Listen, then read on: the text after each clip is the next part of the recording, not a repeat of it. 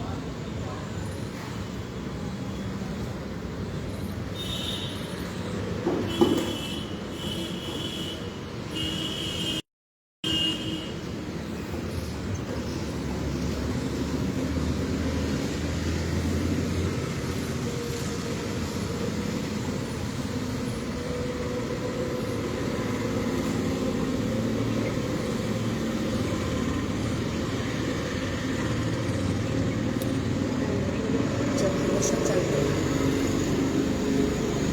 तो क्या होता है कि हमारा जो ब्लड है वो पैरों की तरफ जाता है।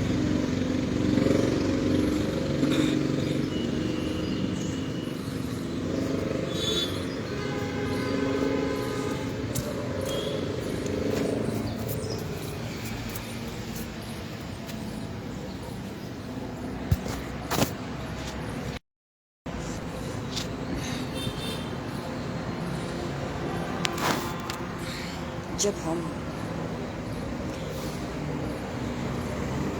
हमेशा चलते हैं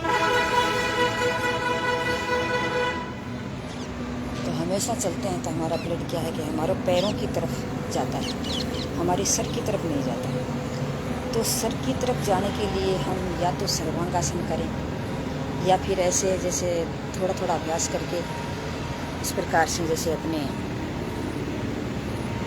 ऐसे सर नीचे रख करके इस प्रकार से ऐसे करके अपने पैरों को ऊपर करें।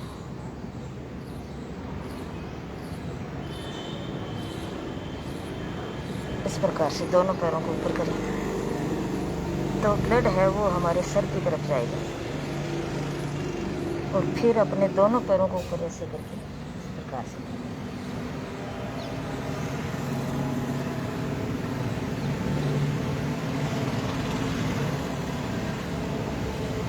और फिर धीरे धीरे करके अपने सर्वांगासन का अभ्यास करें। अगर जब हम ऐसा करते हैं तो हमारे सर की तरफ ब्लड जाएगा, तो हमारा जब मस्तिष्क, हमारी बुद्धि जब अच्छे से काम करना शुरू कर देगी तो हम क्या है कि धीरे धीरे अपनी बुद्धि हर प्रकार के हमारा जो तनाव है, हमारी चिंता है, हमारा जो टेंशन जो भी कुछ है तो उसको कंट्रोल कर लेगी, वो आगे आ जाएगी। जिससे क्या होता है कि हमें उससे सभी जो समस्याएं हैं उस समस्याओं का हल कर सकते हैं, अच्छे से अपन ले सकते हैं। तो धीरे धीरे ऐसे करके फिर सर्वांगासन और सर्वांगासन अपनी विपरीत करनी आसन, फिर सर्वांगासन, सर्वांगासन के बाद में हम शीर्षासन का अभ्यास कर सकते हैं। अगर ऐसा करेंगे तो हमारा ब्लड सिर में जाएगा तो क्या है कि ये सिर की जो वाइब्रेशन होगा और हमारा जो यहाँ का जो एरिया पूरा वो संपूर्ण एरिया उस पर प्रभाव पड़ेगा। हमारी गर्दन है वो मजबूत होगी, हमारी आँखें हैं उसमें ब्लड जाएगा तो आँखें ठीक होंगी, और हमारे कानों में अगर ब्लड जाएगा तो हमारे कानों के जो पर्दे हैं जो वो पर्दे ठीक होंगे और वहाँ जो सुनने की क्रिया वो ठीक होगी। अगर किसी का कान बह रहा है तो वो ठीक होगा। लेकिन विशेष तौर से ये ध्यान रखें कि मिर्गी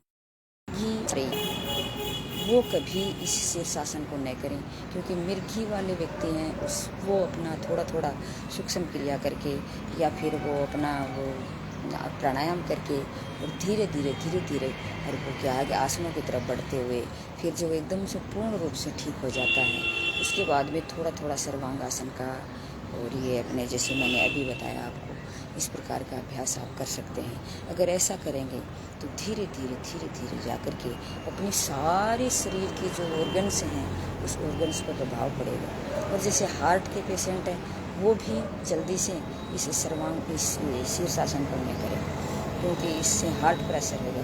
हाई बीपी है वो भी इस आसन को जल्दी से न करें, धीरे धीरे जब आप इस स्वस्थ होने की स्थिति में आ जाएं तब जा कर के इसको करना है।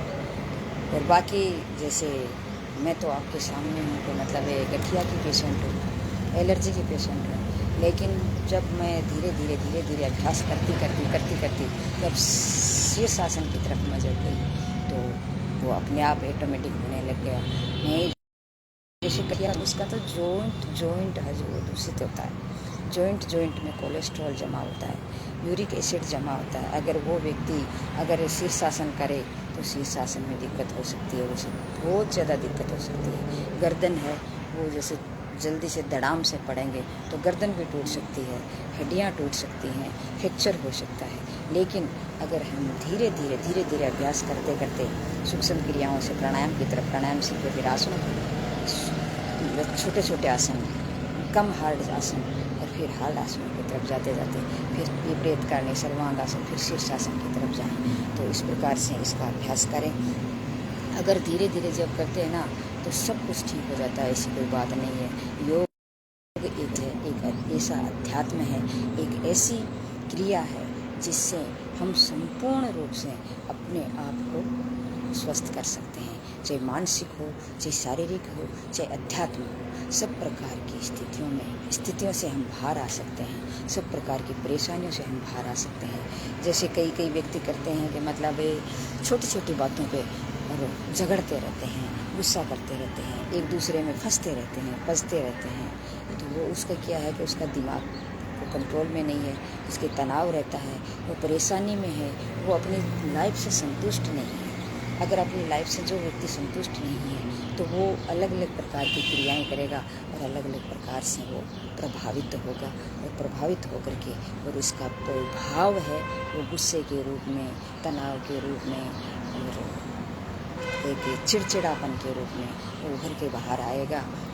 क्या है कि आप तो खुद तो दुखी है ही है और जो आसपास आस पड़ोस में जो व्यक्ति रहते हैं उनको भी वो दुखी करता रहता है, क्योंकि उसकी बस की बात ही नहीं है। उसका दिमाग ही ऐसा है, उसके दिमाग पर कोई कंट्रोल नहीं है, उसके शरीर पर कोई कंट्रोल नहीं है, उसके मस्तिष्क पर कोई कंट्रोल नहीं है, उसके भावों पर कोई कंट्रोल नहीं है और उसका सारा जो शरीर है ऊपर से एड़ी से लेकर के चोटी तक उसका सारा सब कुछ खंजर हो पड़ा है, इसलिए वो स्थिति करता है। तो वो तो बेचारा है, उसको मतलब क्या है कि बेचारा है तो बेचारे को तो हेल्प करने की ज़रूरत होती है, इसलिए उसको कभी छेड़ना भी नहीं चाहिए। उससे ये सोचना चाहिए कि भगवान से ये कहें तो उसको सदमे।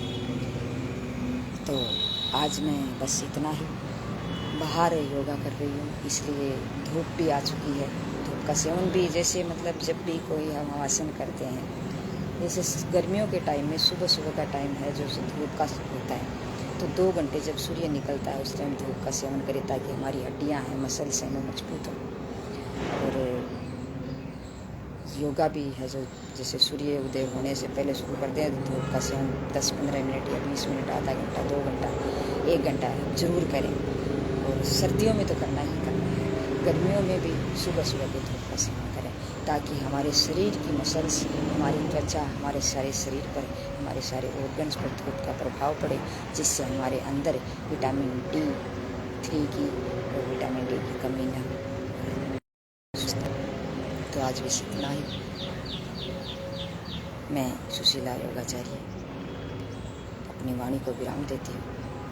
जय हिंद, जय भारत।